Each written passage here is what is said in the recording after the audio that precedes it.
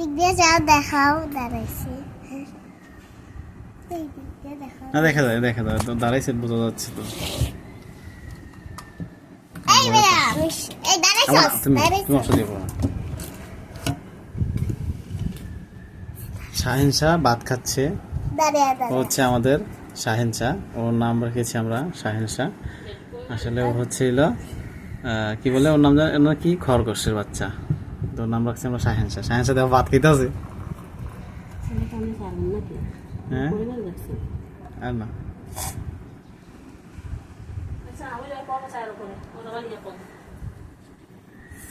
চা খাবি? শাহিন শাহ চা খাবি?